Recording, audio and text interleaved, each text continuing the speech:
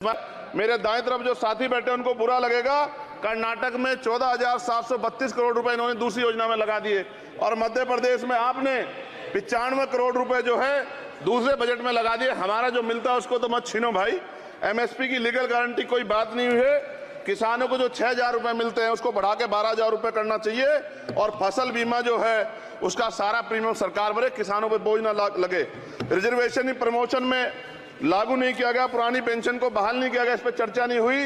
देश में मनरेगा समय न्यूनतम मजदूरी की दर 700 रुपए होनी चाहिए। समान काम समान वेतन पॉलिसी लागू होनी चाहिए।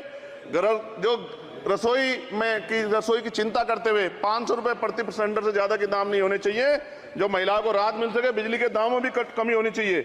बेरोजगार युवाओं को 5,000 रुपए भत्ता मिलना चाहिए, जो बेरोजगार युवा जो है अपनी पढ़ाई या अपना खर्चा उठा सके। मैं अपने क्षेत्र के विषय में महोदय आपसे कहना चाहता हूं कि पश्चिम यूपी में नगीना में एक एम्स बनना चाहिए, एक आईआईटी बननी चाहिए, एक आईआईएम बनना चाहिए। नगीना लोकसभा में उद्योग धंधे लगने चाहिए। नगीना की कताई मिल जो है उसको पुनः शुरू कराना चाहिए। आरआरटीसी जो योजना है सरकार की उसको मेरठ से आगे बढ़ाकर मुजफ्फरनगर, सहारनपुर से नजीबाबाद नगीना होते हुए उसको नगीना तक ले जाना चाहिए। साथ साथ नजीबाबाद से मुंबई के लिए एक ट्रेन चलनी चाहिए और नगीना, श्योरा, किरतपुर में रेलवे के ओवरब्रिज बनने चाहिए। सभापति महोदय, सामाजिक न्याय मंत्रालय को 13,000 करोड़ रुपए दिए गए और जनजाति कार्य मंत्रालय को 13,000 करोड़ रुपए दिए, कुल 26,000 करोड़ रुपए, जो कुल बजट 48.20 लाख का लगभग 0.54% है। जबकि हमारी संख्या 25% से ज्यादा SC/ST की और बहुजन समाज की मिलाओगे तो 85% से ज्यादा है। और हमारे विकास के लिए सरकार 1% पैसा खर्च कर रही है, जो मिलना हमें चाहिए, जबकि मिलना हमें 25% चाहिए। ये ऊंट के मुंह में जीरा के समान है, कहावत हमने बहुत दिन सुनी थी।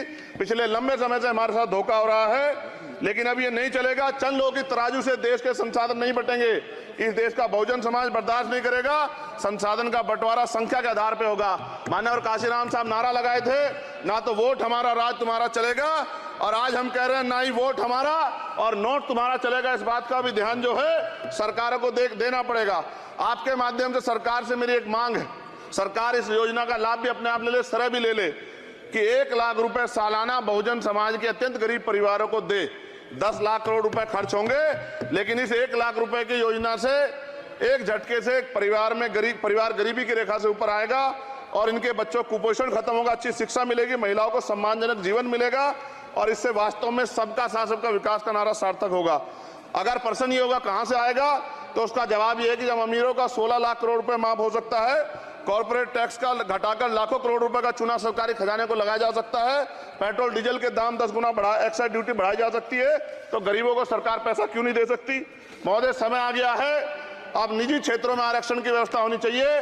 SC/ST OBC को निजी क्षेत्रों में आरक्षण मिलना चाहिए। और मेरी आपसे ये भी मांग है, क्योंकि अब समय की मांग है और देश तेजी से आगे बढ़ रहा है, तो मैं कहूंगा कि सरकार का जो सबका साथ सबका विकास का नारा लगभग वो असत्य महसूस होता है, क्योंकि अल्पसंख्यकों में मुसलमानों, जैनों, सिखों, बुद्धिस्टों के लिए कुछ दिख नहीं रहा, उनकी कल्याण कोई योजना नहीं है। मदरसों को जो बजट मिलता था वो कम कर दिया गया है। आर्थिक तंगी से लोग मर रहे हैं। इंटर्नशिप की बात हुई है, परमानेंट रोजगार नहीं है। और दिल्ली में क्या हुआ बच्चों के साथ कल, उनकी सुरक्षा की जिम्मेदारी क्या है? वो आए तो बनने थे IAS IPS और बन क्या गए, लाशें बन के गए। यहाँ से कोई ध्यान नहीं दे रहा है, किसी की नजर नहीं है। साथ साथ मैं आपसे ये भी आग्रह करूंगा कि हम ग्रामीण क्षेत्रों से आए लोग देश से बड़ा प्रेम करते हैं और हम ये महसूस करते हैं कि सरकारें हमें सुनेंगी, सरकारें हमारे बारे में सोचेंगी। लेकिन ऐसा महसूस हो जाता है आजादी के 75 साल बाद, और जिसको अमृत काल कहा जा रहा है, आज भी SC/ST OBC के लोगों पर अत्याचार हो रहा है। अभी 2 दिन पहले गोली से उड़ा दिया गया गाजियाबाद में और राजस्थान में गर्दन काट दी गई। ये घटनाएं देख के डर लगता है, घर से निकलते हुए भी कि आने घर वापस लौटेंगे नहीं लौटेंगे।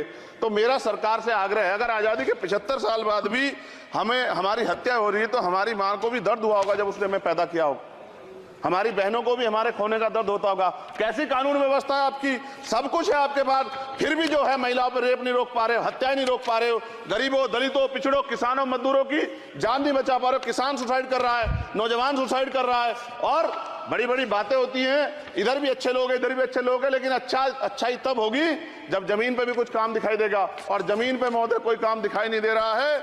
जब कोई योजना की बात आती है तो सरकार हमसे मुंह मोड़ लेती है। आप बताइए, एजुकेशन का बजट कम कर दिया, हेल्थ का बजट कम कर दिया। मैं अपने क्षेत्र में गया तो आप विश्वास कीजिए, डॉक्टर नहीं है, स्कूल में मास्टर नहीं है, और कोई भर्ती ऐसी नहीं जिसका पेपर लीक नहीं होता है।